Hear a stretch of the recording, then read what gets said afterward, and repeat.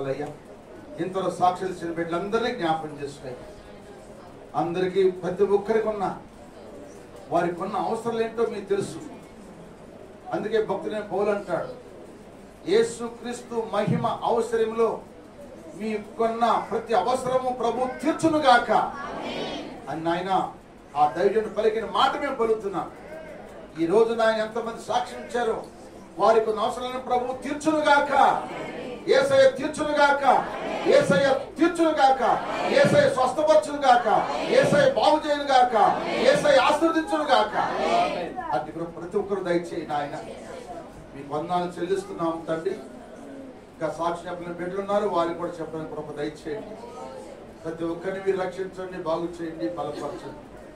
నేను కూడా అల్పుడినయ్యా, రాత్రి ఎంతో బలహీనంగా నిలబడలేకపోయిన ప్రభు నన్ను స్వస్థపరిచేవి నాయన. దుస్థితులు స్తోత్రం. మీ శరీరం తిన్నాను, మీ రక్తం తాగాను. నన్ను స్వస్థపరిచి మళ్ళీ యథా ప్రకారం ఈరోజు నిలబెట్టి మాట్లాడిస్తాను ప్రపించేవయ్యా. అందు స్తోత్రాలు నాయన. వందనాలు ప్రభువా నాయన. అలాగే ప్రభు మేమందరం కూడా ఇది మీ శరీరం అని, ఇది మీ రక్తం అని తిని త్రాగుతూ మీ స్థలంలో జీవించే జీవితాలు మాకు అందరూ దయచేయండి ఆయన. అయ్యా డాక్టర్లు ఉపశాంతే కానీ పరమ డాక్టరు మీరు కనుక మీరే ప్రతి ఒక్కరిని బాగు చేయండి. ప్రతి ఒక్కరి సమస్యలు తీర్చుని ఆయన. ప్రతి ఒక్కరికి మేలు చేయండి ఆయన. ప్రతి ఒక్కరికి ఉన్న కష్టాలు తొలగించాయి. ఇప్పుడు 10 నిమిషాలు నీవు నాతో మాతో అందరితో మీరే మాట్లాడాలి ప్రభు. నేను కాదయ్యా, నన్ను నాయన్ని పాదల కింద అనదొక్కి మీరు నిలబడి మీరు మాట్లాడమని యేసయ్య పెట్టుతున్నాను తండ్రి. ఆమేన్. హల్లెలూయా, హల్లెలూయా, హల్లెలూయా.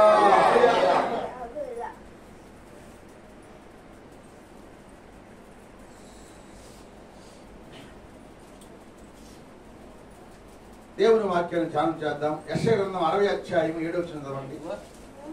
యెషయా గ్రంథం 60 అధ్యాయం 7వ వచనం. నీ కొరకు కేదారు గొర్రె మందలన్నీయు కూడుకొనును. నెబాయోతు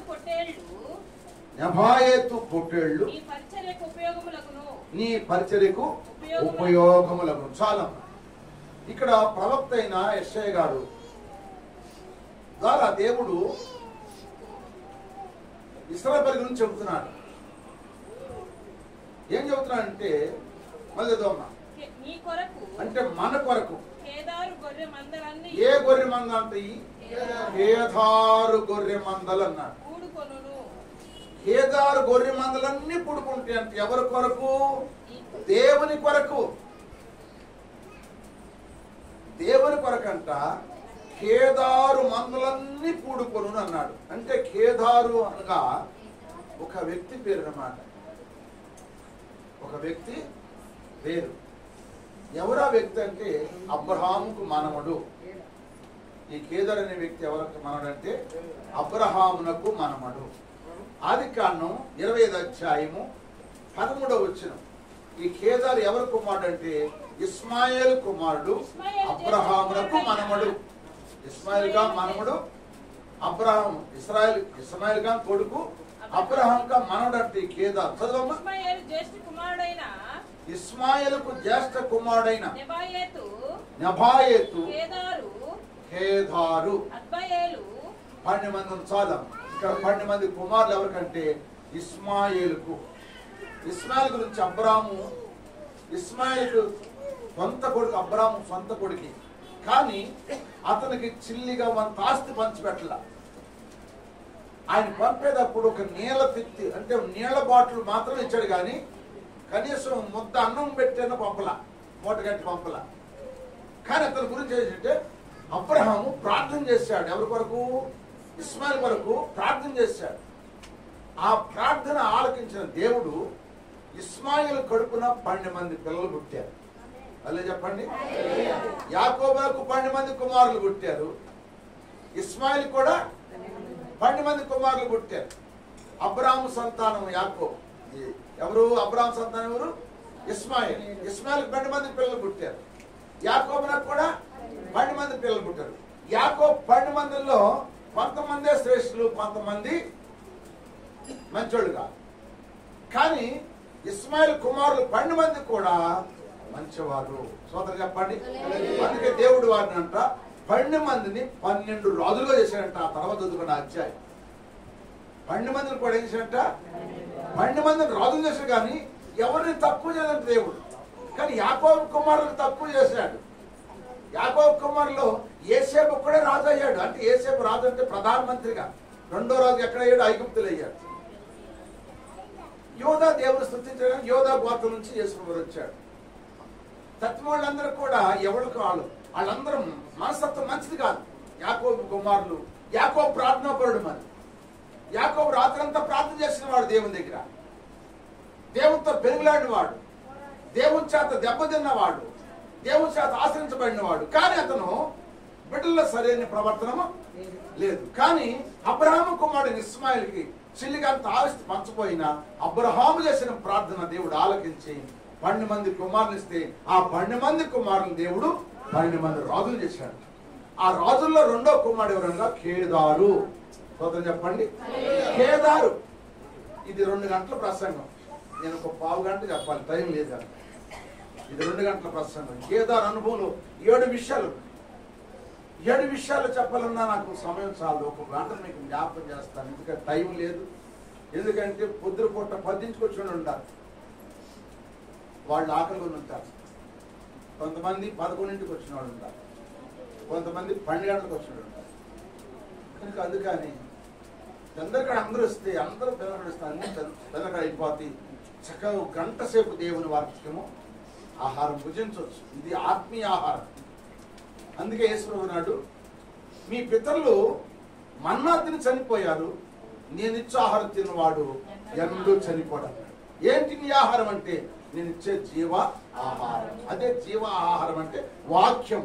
వాక్యం దేనికంటే ఆత్మకు ఆహారము. మన్నా దేనికంటే శరీర సంబంధమైన ఆహారము.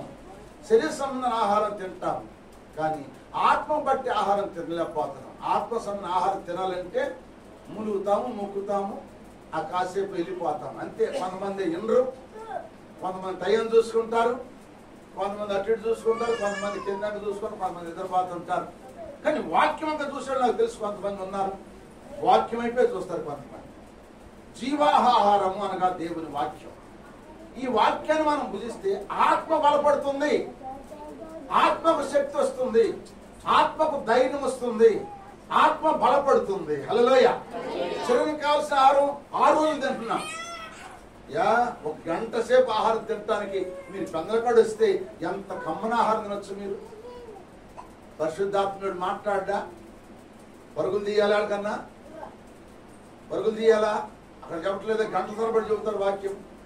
అప్పుడు పువ్వు అడగరు, అక్కడ అడిగితే ఎవరు పెడతారు నీకు? అక్కడ ఇక్కడైతే మనుషులను చూస్తారు, మోకాలను చూస్తారు, అటు ఇటు తిరుగుతారు. వాక్యము దేవుడు. ఈ వాక్యాన్ని మనం అనుసరించి నడవాలి. ప్రియమైన దేవుని బిడ్డలారా, మరి నిజంగా చేసిన అబ్రహాం గారు చేసిన ప్రార్థనకు ఇస్మాయిల్కి దేవుడు 12 మంది కుమారులు ఇచ్చారు. 12 మంది కూడా రాజులు.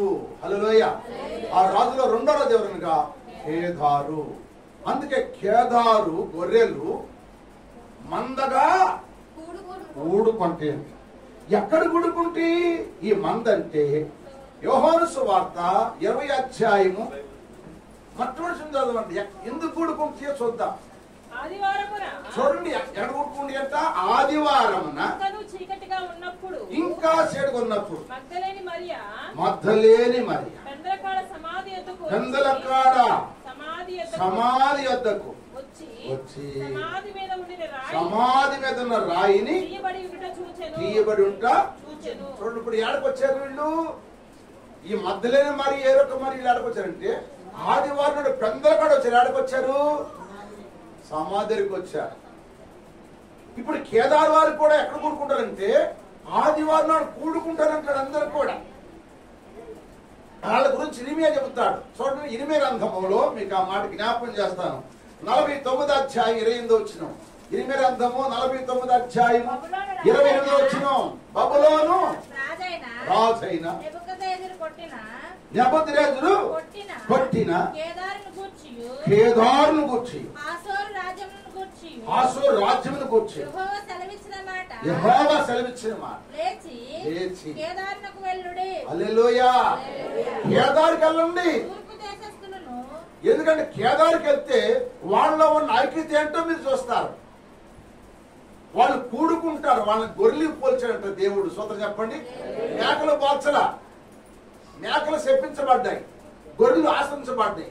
అందుకే కేదారు గొర్రెలు మందగా కూడుకుంటాయి అన్నారు. కేదారు వారు కూడుకుంటారు.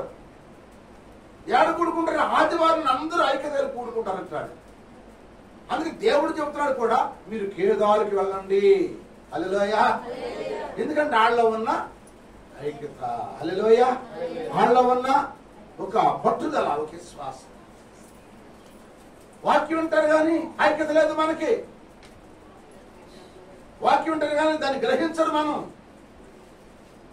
వాక్యాన్ని ఇంటింటే గ్రహిస్తే ఎంతసేపని కూర్చుంటారు, కనకాడే కూడుకుంటారు. ఆదివారం నాడు అంత శ్రమలో ఉండి కూడా రాను వారు చంపేశారు, సమాధికి ముద్రేసి భద్రం చేశారు. అయినా ప్రాణం తెగించి మధ్యలేని మరియా, ఏరొక మరియా అందరూ వెళ్ళిపోయిన ఆడికెళ్ళారు. సమాధి ఎందుకు వెళ్ళారు? ఆడికి వెళ్తే కొట్టి చంపేస్తారు. అసలు మీరు ఎందుకు వచ్చారు? కొట్టి చంపేస్తారు.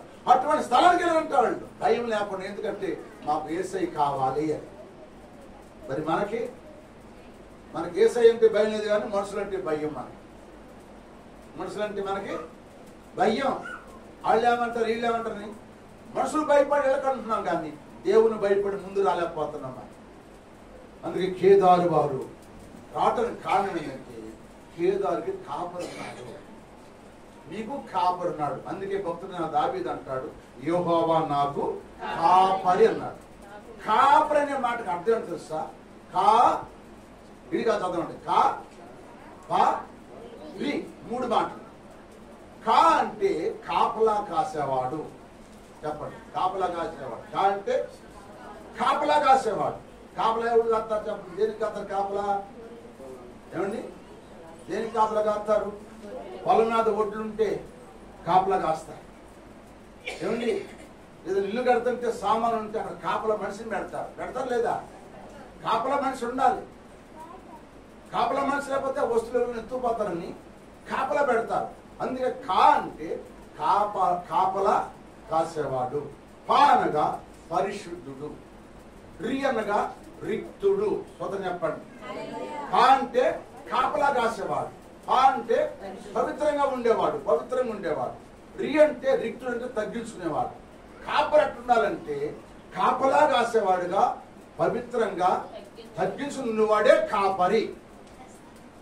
ఆ కాపరి దగ్గర గొర్రెలు మందగా కూర్చోబడతాయి అంట. స్తోత్రం చెప్పండి. మరి మీ కాపరి మిమ్మల్ని ఎదురుకెత్తున్నాడా? మీరు పిలిస్తే రావట్లేదా? మీకేం చేయట్లేదా? ప్రార్థన చేయట్లేదా? మీ ఎద్దరు రావట్లేదా? చెప్పండి. మీరు పిల్లంగానే రావట్లేదా? మీరు అద్దరు ఫోన్ చేస్తే ఫోన్లో ప్రార్థన చేయట్లేదా? చెప్పండి. ఎందుకు కాపలా కాయాలి?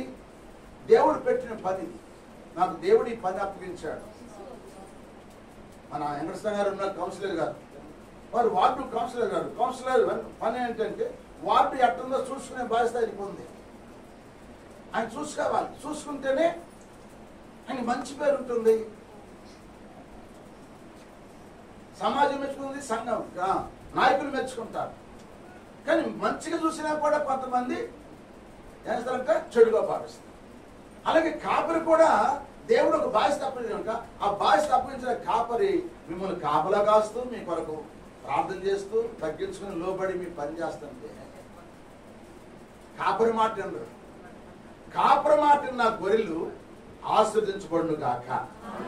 కాపరి మాట వినకుండా మీ ఇష్టానుసారంగా జీవిస్తే మీకు ఏ మాత్రం ఆశ్రదము రానే. కాపరిని వెంబడించాలి, కాపరిని వెంబడించాలి. దేవుని వాక్యం చెబుతుంది, కాపరిని వెంబడిస్తే నీకు ఆశీర్వాదం ఉంటుంది. అందుకే కాపరిని వెంబడించాలి. ఈ కేదారు గొర్రెలు కూడుకున్నట్టుగా మీరు కూడా కూడుకండి. మీ కాపరి మంచోడైతే కూడుకండి. మీ కాపరి మంచి వర్తమానం చెప్పే కాపరి వచ్చే కూడుకండి. ప్రార్థన చేసే కాపరి అయితే కూడుకండి. లేకపోతే వదిలేసేయండి. కొంతమంది శరీర సంబంధంగా మాట్లాడుతున్నారు, ఆత్మ సంబంధంగా మాట్లాడతలేదు. కొంతమంది శరీర సంబంధంగా ఎప్పుడు చూడకూడదు. దేవుని దగ్గరికి వచ్చినాక ఆత్మ సంబంధంగా చూడాలి. హల్లెలూయ. ఆత్మ సంబంధమైన మనసు కలిగిన వాడే ఆత్మీయులు ఎదుగుతారు. కనుక మీరు ఆత్మ సంబంధంగా గమనించండి వాక్యాన్ని. ఈ కేదార్కున్న 7 అనుభవాల్లో నేను మీకు ఒక అనుభవం చెప్పి ముగించేస్తాను, టైం అయిపోయింది కనుక. హల్లెలూయ. ఒక అనుభవం మీకు చెబుతాను. ఇప్పటికే 10 గంటల 40 నిమిషాలు అయింది. ఇంకా 20 నిమిషాలు ఉంది. ఒక 10 నిమిషాలు చెప్పిన తర్వాత ప్రార్థన చేస్తా. 1 గంట అయిపోయింది, భోజనానికి వెళ్ళిపోయింది. ఏం చేద్దాం, తప్పదు. వెనకడిస్తే సాక్ష్యాలు అయిపోవాలి. వాక్యం వినాలంటే, మీరు వినాలంటే ఎంత చెప్పిన వాక్యం పరిశుద్ధాత్మతో మాట్లాడిస్తారు. పెద్ద సంఘాల్లో ఉన్నారంటే గంటన్నర 2 గంటల సమయం ఇస్తారు. నేను వెళ్ళినప్పుడు ఇస్తాను, నాకు కూడా ఇస్తారు. అట్టాగే చెబుతుంటే అట్టాగే ఉంటారు. ముగిస్తానంటే ఆ ప్రిన్సిపల్ పాస్టర్ అంటాడు, అయ్యా ఆ పూర్తి పని ఆ సబ్జెక్ట్ పూర్తవని అంటాడు. ఎందుకంటే ఆయన కూడా రాసుకుంటారు కదా. కనుక మీరు కూడా చక్కగా దేవుని వాక్యం వినండి. ఈ మతం ఏంటంటే కేదారు వారు ఎట్లుంటారంటే నల్లగా ఉంటారు. ఎట్లుంటారు చెప్పండి, నలుపు అన్నమాట. కేదారు వారు ఎర్రగా ఉండరు, నల్లగా ఉంటారు. చూడండి, ఆది పరమగీత గ్రంథము మొట్టమొదటి అధ్యాయము 6వ వచనం చూడండి. ఇక్కడ అంటున్నాడు, నల్లని దాన్నని నన్ను చిన్న చూపు చూడకుడి. నేను ఎండ తగిలిన దాన్నను నా సహోదరులు కావిడిగా పెట్టారంట. సోదరు చెప్పండి, ఈ శూరమత అంటుంది,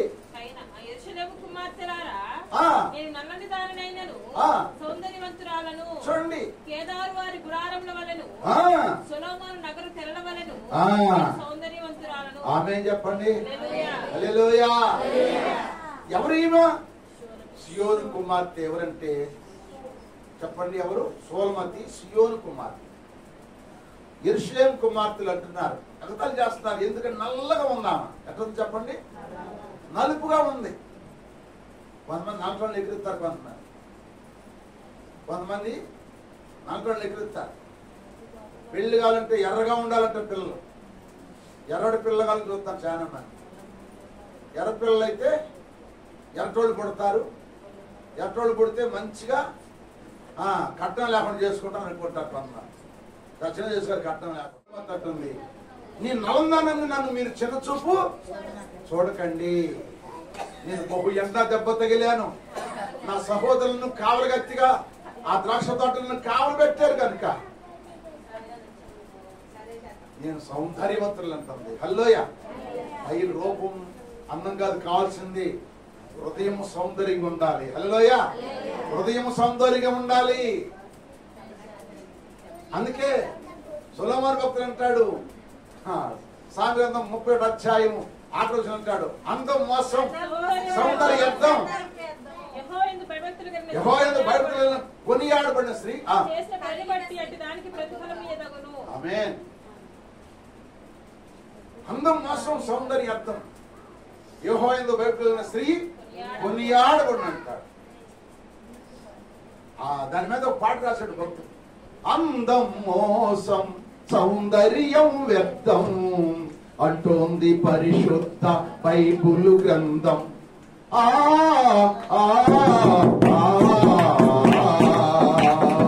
అందం మోసం సౌందర్యం వ్యర్థము అంటోంది పరిశుద్ధ బైబిలు గ్రంథం.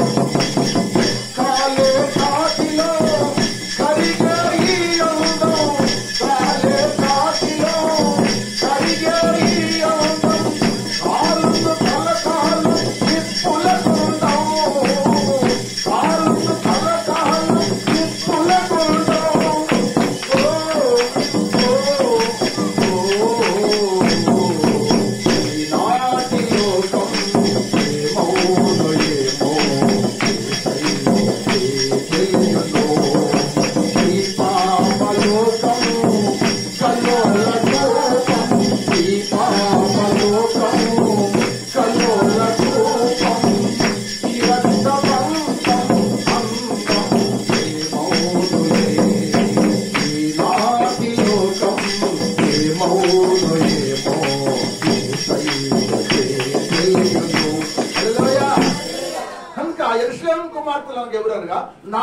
నామకార్థ క్రైస్తవులు.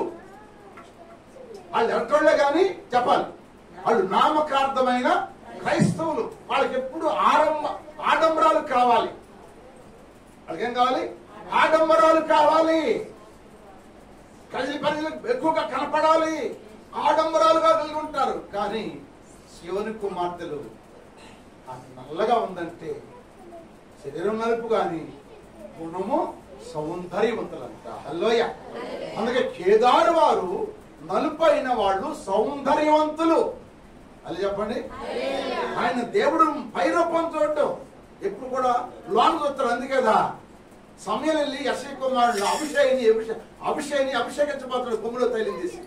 సమయంలో ఆగో నువ్వు ఎత్తును ఎరుపును చూస్తున్నావు. అతను కాదు నేను కోరుకున్నది. నువ్వు వర్షం పిలువు. నువ్వు పైరూపాన్ని చూస్తున్నావు, నేను ఆంతర్యం చూస్తున్నాను. అల్లోయ. హృదయాంతరం చూస్తే ఎవరంటే దేవుడు. అభిషేకం మంచిది కాదు. అభిషేకం ఒకప్పుడు దావీదుని తిట్టాడు, కూతులాడాడు.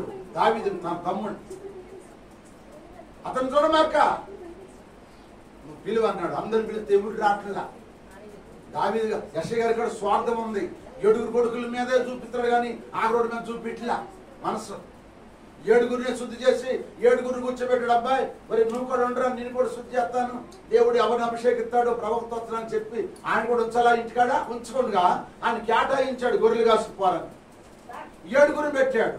7 మీదకి వచ్చాడు కానీ సమయాలు చేయి రాట్లా. దేవుడు వద్దంటున్నాడు, వద్దంటున్నాడు. ఈయన వద్దు, ఈయన వద్దు, ఈయన వద్దు. అందరూ అయిపోయారు. అయ్యా అందరూ అయిపోయారు. అడుగు యెషయా గారు ఇంక ఉన్నారా ఎవరన్నా? ఉన్నాడండి ఒకడు.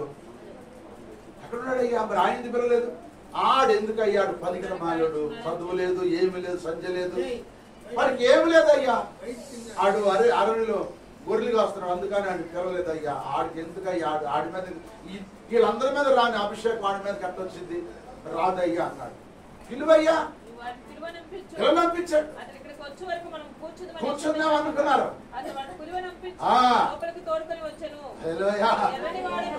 ఎర్రని వాడు, చక్కని నేత్రం గలవాడు, సుందరమైన వాడు అంటే ఎవరు? దేవుడు మాట్లాడుతున్నాడు. సమయంలో నేను కోరుకున్న మనుషుడు ఇతడే, అభిషేకించమన్నాడు. దేవుని స్తోత్రం చెప్పండి. దేవుని అభిషేకం మీదకి వచ్చిందంటే దావీదు మీదకి వచ్చిందంటే దావీదు హృదయము మంచిది. స్తోత్రం చెప్పండి. నీ హృదయం చూస్తారు కానీ నీ రూపరేఖలు అయినా, నీ అందసందాలు, నీ ఆస్తి అంతస్తులు చూడ్డు. ఆయన నీ ఆస్తి అంతస్తులు చూడ్డు, నీ అందాలు అంగులు అన్ని చూడ్డు, కానీ నీ హృదయం చూస్తాడు ఆయన. అందుకే కేదారు గుడారములు ఎంత నేను నివసిస్తున్నాను. కేదారు గుడారం వారు నల్లటోళ్ళైనా వారు సౌందర్యవంతులని వాక్యం సెలవిస్తుంది. హల్లెలూయా. కనుక యెషయా కుమార్తెలు నామకార్థ క్రైస్తవులు. వారు ఆడంబరాలు చూసేవాళ్ళు, పదవులు చూసేవాళ్ళు, గౌరవాలు చూసేవాళ్ళు, పేరు ప్రత్యక్షలు చూసేవాళ్లే కానీ వాళ్ళు పై ఆడంబరులే కానీ హృదయం వాళ్ళకి దేవునికంట దూరం ఉందంట. అందుకే దేవుడు సొలొమోనుని ఎన్నుకున్నాడు. స్తోత్రం చెప్పండి. మనం నల్లగా ఉన్నా మన హృదయం మంచిదైతే దేవుడు మన పట్ల కార్యం జరిగించును గాక. నువ్వు ఎరుపైన నలుపైన పై రూపం చూడేసయ్యా, నీ హృదయం చూస్తాను. నీ హృదయ ఆలోచనలు మంచిగా చెడ్డని చూస్తాను. నీకు ఏది ఇవ్వాలో ఏ సమయానికి ఏం చేయాలని ఆయన చూస్తాను. అందుకే మనము ఆయన కలిగి ఉంటాం. శ్రమ పడుతున్నా మనిషి. అయితే యెషయా కుమార్తె ఎటువంటి వారంటే మీకు జ్ఞాపకం చేస్తాను. 3 మాటలు చూడండి, త్వరగా ముంచేస్తాను. చూడండి, కొరింథీ రాసిన మొదటి పత్రిక 5:6 కొరింథీ రాసిన మొదటి పత్రిక 5:6 వీళ్ళు ఎలాంటి వాళ్ళు మీకు చెబుతాను. పులిసిన పిండి కొంచెం మీరు అతిశయపడటం మంచిది కాదు. మీరు అతిశయపడుట మంచిది కాదు, మంచిది కాదు. పులిసిన పిండి కొంచెమైనను, పులిసిన పిండి కొంచెమైనను అంతయు పులియజేయనని మీరు ఎరుగరా? అంటే వీళ్ళు ఎటువంటి అంటే యెషయా కుమార్తె ఎటువంటి వాళ్ళు అంటే అతిశయపడేవాళ్ళు. అతిశయపడేవాడు కనుక వాళ్ళు పులిసిన పిండి లాంటి వాళ్ళు, పొలవని పిండి లాంటి వాడు కాదు. పులిసిన పిండి లాంటి వాళ్ళు అంటే పులిసిన పిండి రుచిగా ఉంటుంది. అట్లు కానీ దేనికన్నా కానీ పూర్వకాలం పుల్లటి మధ్య తాగేవాళ్ళం, పుల్లటి అట్లు తినేవాళ్ళం బాగుండేవి. పున్నీళ్ళు పోసుకుని మట్టి పరికి వెళ్ళేవాళ్ళం. పున్నీళ్ళు అన్నంలో పున్నీళ్ళు పోసుకుని, ఆ రోజుల్లో పూర్వదినాలు పున్నీళ్ళు పోసుకుని పుల్లగుండే కమ్మగుండే తాగుతుంటే చల్లగుండే. కనుక వాళ్ళు అతిశయపడే మాట ఎవరంటే యెరూషలేము కుమార్తెలు ఏముందంటే అతిశయం ఉంది, పురుషుని పెళ్లి లాంటి వాళ్ళు. రెండవ వాళ్ళు అతిశయపడేవాళ్ళు. రెండవ మాట ఏంటంటే సామెత గ్రంథం 6వ అధ్యాయం 10వ వచనం. వాళ్ళు ఎటువంటి వాడు చెబుతారు. ఒకటి అతిశయపడేవాళ్ళు. అమ్మా ఒకటి చదవంటారు.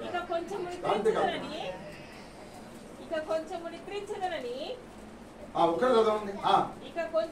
ఇంకా కొంచెం నిద్రిస్తాను, కొంచెం నిద్రపోతాను, కొంచెం సేపు ఏం ముడుచుకుని చేతులు ముడుచుకుని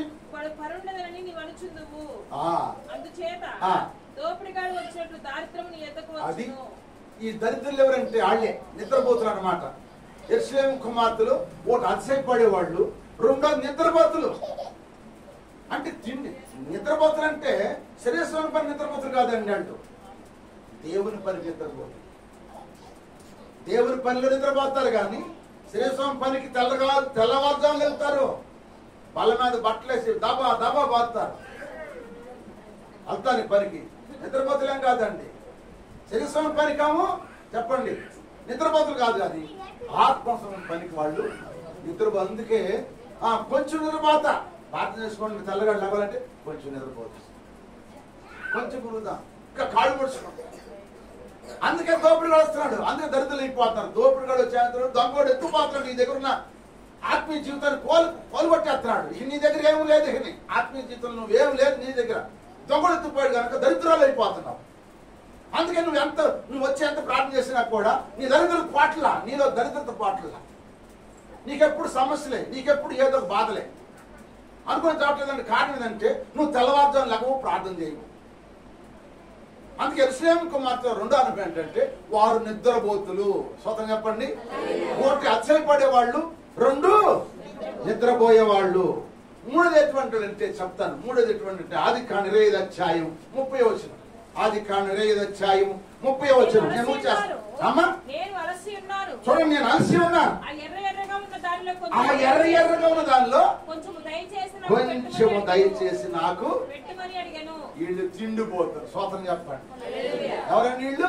మూడో దేవుడు చెప్పండి. తిండిపోతులు. తిండికి ఆదురత పడతారు కానీ ఆత్మీయ తిండికి ఆదురత పడరండి. నేను ఆత్మీయ ఆహారం తినాలి, నేను ఆత్మీయ ఆహారం తినాలని వచ్చేవాళ్ళు కొద్దిమంది ఉన్నారు. శరీరమైన ఆహారం తినాలని వాళ్ళు ఎక్కువ ఉన్నారు. 300 ఆళ్ళు ఉంటారు. ఒక్కొంతే ఉన్నారండి ఇక్కడ. స్వాతం చెప్పండి. ఆత్మీయ ఆహారం తినేవాళ్ళు ఒక్కడొంతే ఉన్నారు. శరీరమైన ఆహారం తినేవాళ్ళు 300 ఉన్నారు. దేవుని స్తోత్రం. ఇప్పుడు యెరూషలేము కుమార్తెలు ఎవరు చెప్పండి?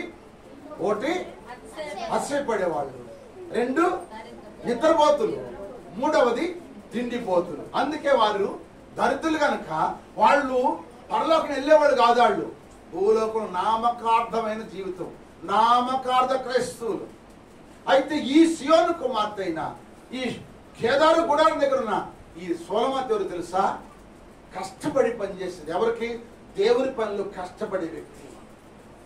ఎప్పుడు బుధవారం వచ్చిందా, ఎప్పుడు శనివారం వచ్చిందా, ఎప్పుడు ఆదివారం వచ్చిందని దేవుని పనులు కష్టపడే వ్యక్తి, ఆత్మీయ మెరుగు కలిగిన వ్యక్తి.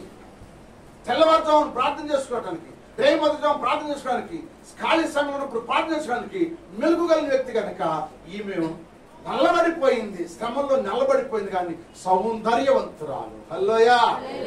నీ ప్రియుడు యేసురాజు కోరెను నీ అందం, అతి త్వరలో మనయున్నాడు ఏది నీ సౌందర్యం. నీ ప్రియుడు యేసురాజు కోరెను నీ అందం, అతి త్వరలో మనయున్నాడు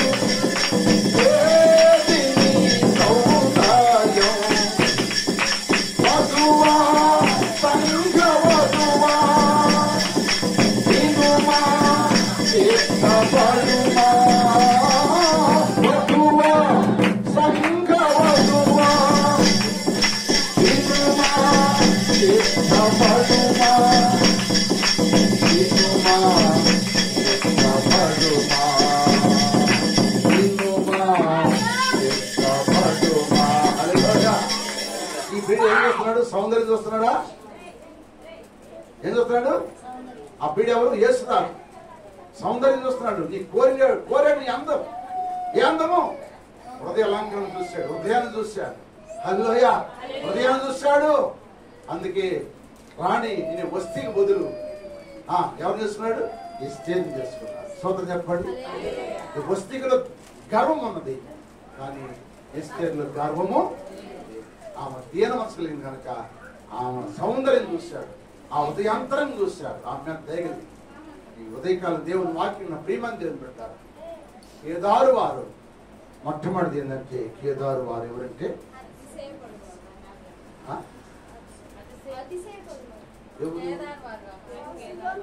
యెరూషలేము వారు. యెరూషలేము వారు అతిశయపడేవారు. యెరూషలేము వారు నిద్రపోరు. యెరూషలేము వారు తిండిపోతారు. కానీ కేదారు వారిని సోలమతి అతిశయపడే వ్యక్తి కాదు, తిండిపోతు కాదు, నిద్రపోతు కాదు, దేవుని పనిలో ముందుకి. అందుకే దేవుడు అపోస్తలుడు పౌలు అంటున్న మాట, ఆ మాట చెప్పి ముగిస్తాను, అయిపోయిన టైం. హల్లెలూయా. అపోస్తలుల కార్యం 20 అధ్యాయము 8 చదవండి, ప్రార్థన చేసుకోండి. అపోస్తలుల కార్యం 20 అధ్యాయం 8 వచనం. దేవుడు ఏమిటంట? తన స్వరక్తమిచ్చి సంపాదించిన సంఘం కాయుటకు దేని యందు నిన్ను అధ్యక్షుగా ఉంచాడు. ఆ యావత్తు మందను గూర్చి నీ మట్టుకు నిన్ను గూర్చి ఆమేన్. నాకు చెబుతున్నాడు, నీకు చెబుతున్నాడు. దేని సోదరు చెప్పండి. స్వరక్తమిచ్చి కొన్నాడు. మీ అందరూ మూదే పనుల. ఈ సంఘం ఎవరిది చెప్పాలి? ఈ సంఘం ఎవరిది? దేవుంది. అది అక్కడ అన్నాడు, దేవుడు తన స్వరక్తమిచ్చి సంపాదించిన సంఘం అన్నాడు. ఏ సంఘం ఇది? దేవుడు సంపాదించాడు. దేని పెట్టి సంపాదించాడు? ఎండి బంగారు వస్తుంది సంపాదించలేదు. తన స్వరక్తమిచ్చి సంపాదించిన సంఘం ఇది. ఈ సంఘానికి పరిశుద్ధాత్మ దేవుడు నీకు అధ్యక్షుడిగా పెట్టాడు, మందను కాయటానికి. కనుక మందను కాసేవాడు సేవకుడు గాని, సంఘమని విశ్వాసి గాని, మీ మట్టుకు మీరు జాగ్రత్తగా ఉండండి. ఎందుకన్నాడు జాగ్రత్త? కింద బొమ్మ. నేను వెళ్ళిపోయిన తర్వాత క్రూరమైన తోడేళ్ళు నీలో ప్రవేశించి. ఈ క్రూరమైన తోడేళ్ళు అని చెప్పండి. తోడేలు అనగా సీల్చెడ్ స్వభావం. ప్రతి దానికి జాలి దయలేకుండా సంఘాన్ని సీల్ చేస్తారు. ఏం చేసి చెప్పండి? సీల్ చేసింది, నీ జీవితాన్ని పాడు చేసింది. జాగ్రత్త. అందుకే స్వరక్తంతో సంపాదించబడిన సంఘానికి ఉన్న వాక్యం ఉన్నట్టుగా చెప్పాలి. హల్లెలూయా. ఉన్న వాక్యం ఉన్నట్టు చెప్పి ఆ వాక్యాన్ని బట్టి నువ్వు నడుచుకుంటే నువ్వు కేదారు గుడారములో నివసించే దీవుని పొందుకుని ఒక తల్లిగా తండ్రిగా ఉండు కాక. ఒక పాయింట్ చెప్పాను. నీకు ఎన్ని పాయింట్లు ఉన్నాయి? గుంటూరు నుంచి రాము. హల్లెలూయా. 6 పాయింట్లు ఏంటంటే రావాలి. 6 రోజులు 6 వారాలు రావాలి. హల్లెలూయా. ప్రార్థన చేసుకుందాం. ప్రార్థన చేసుకుందాం. కేదారు గొర్రెలు మందగా కూర్చో. నువ్వు కేదారు గొర్రెగా ఉంటావు, లేకపోతే నువ్వు మేకలుగా ఉంటావు. ఈ ఉదయకాలం జ్ఞాపకం చేసుకో, ప్రార్థన చేసుకో. కేదారు గుడారంలో గొర్రెలుగా ఉండి మందగా కూడుకోవాలి. నీ కుటుంబంలో నీ భర్త, నీ బిడ్డలు మందగా కూడుకోవాలి. నీ సంఘంలో నువ్వు మందగా కూడుకోవాలి. దేవుని పనులు నువ్వు తిండిపోతుగా ఉండొద్దు. దేవుని పనులు నువ్వు నిద్రపోతుగా ఉండొద్దు. దేవుని పనులు నువ్వు అతిశయపడవద్దు. దేవుని పనులు తగ్గించుకుని, దేవుని పనులు భయభక్తులు కలిగి దేవునిలో జీవించట్లయితే ఆ షోల్మత్ తల్లిని ఆస్వాదించి దేవుడు నిన్ను, నన్ను, మన సంఘాన్ని దేవుడు ఆస్వాదించును గాక. పనులు మంచండి, ప్రార్థన చేసుకుందాం.